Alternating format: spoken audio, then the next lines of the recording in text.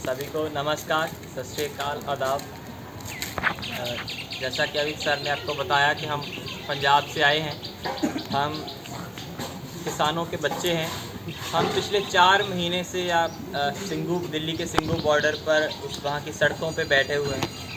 आप अखबारों से, टीवी से, रेडियो से आपको जानकारी मिली होगी कि वहाँ एक किसान आंदोलन चल रहा है। जो मोदी सरकार ने 3 काले कानून पास किए हैं, उसके खिलाफ हम लोग सड़कों पे हैं। पिछले 4 महीने से ज़्यादा हो गए हैं। हम अपने घर नहीं गए हैं, बिल्कुल सड़कों पे वहाँ रह रहे हैं। हम वहाँ, हमारी लड़ाई क्या है, बहुत सीधे से शब्दों में कहें तो ये बेशक हम पंजाब से हैं, लेकिन वहाँ और भी राज्यों के लोग हैं, और हम जो लड़ाई लड़ रहे हैं वो लड़ाई पंजाब के लिए नहीं, वो लड़ाई पूरे देश के लिए लड़ रहे हैं। हम चाहते हैं कि ये जो आसपास जो खेत हैं ये आपके खेत हैं, और हम चाहते हैं कि इसके मालिक आप लोग ही रहें, इसकी खेती आप ही करें, और इसमें जो खेती होती है उसमें जो फसल आप बोते हैं उसका अच्छा आपको दाम मिले, और आपके बच्चे आगे इसी फसल पे खेती करके अच्छी खुशहाल ज़िंदगी जी सकें। लेकिन जो मोदी सरकार है उसने जो 3 बिल पेश किए हैं और जो कानून अब बन गए हैं, वो चाहती है कि ये जो आपकी फसल है वो उसकी मालकी आपकी ना रहे, बल्कि बॉम्बे में बैठे हुए अंबानी और अडानी इसके मालिक बन जाएं। और वो चाहते हैं कि आप लोग अपनी ही फसलों में, अपने ही गांव में एक तरह से गुलाम हो जाएं, जैसे कि हम लोग ईस्ट इंडिया कंपनी के गुलाम थे अंग्रेज़ों के दौर में।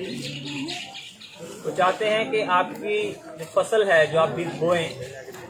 उसका आपको ठीक भाव ना मिले। MSP की हम बात कर रहे हैं, हम मांग कर रहे हैं कि पूरे देश में जो मिनिमम सपोर्ट प्राइस होता है, MSP पे फसल की गारंटी, खरीद की गारंटी होनी चाहिए। हम चाहते हैं कि सभी को जो भी आप फसल बोएं, जो भी आप मेहनत करें,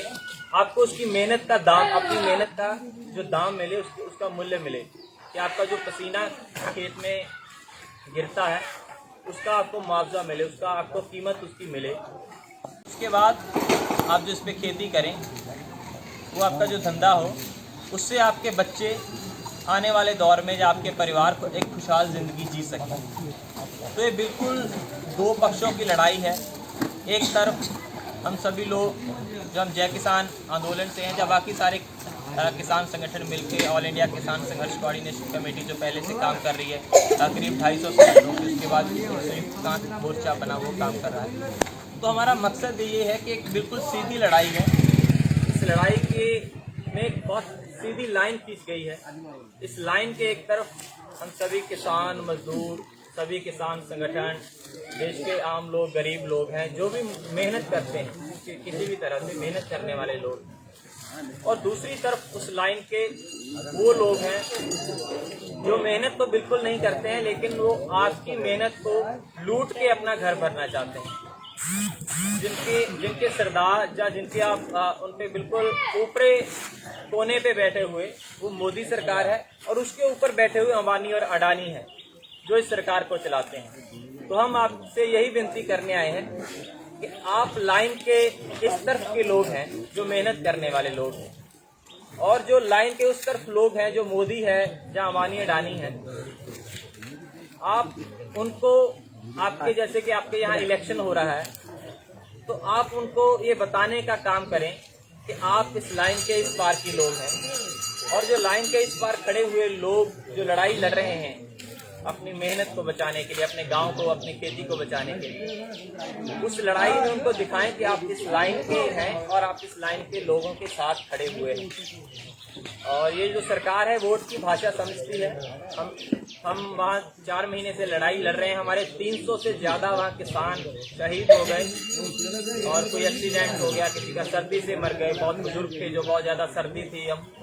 उसी दौर में हम सड़कों पे वहीं रहे,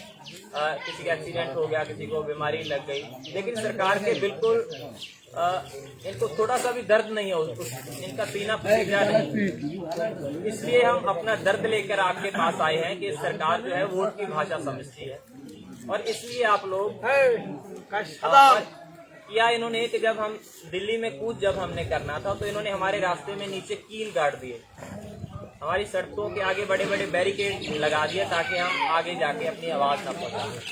सरकार के साथ हमारे किसान संगठनों की जो मीटिंग हुई उसमें भी हमारी बात अच्छे से नहीं सुनी जा रही, इसलिए हम अपनी विनती लेकर आपके पास आए हैं और आपसे अपील करते हैं कि आप हम जो इतनी दूर आपसे मिलने, आपसे अपनी बात रखने आए हैं, आप हमारी बात का सम्मान करेंगे, हमारी बात मानेंगे। और जैसे कि मैंने बोला कि मैं पंजाब से आया हूं, तो आप जानते हैं कि पंजाब और बंगाल का रिश्ता जो है आज़ादी के आंदोलन में भी रहा है। एक तरफ जब पंजाब के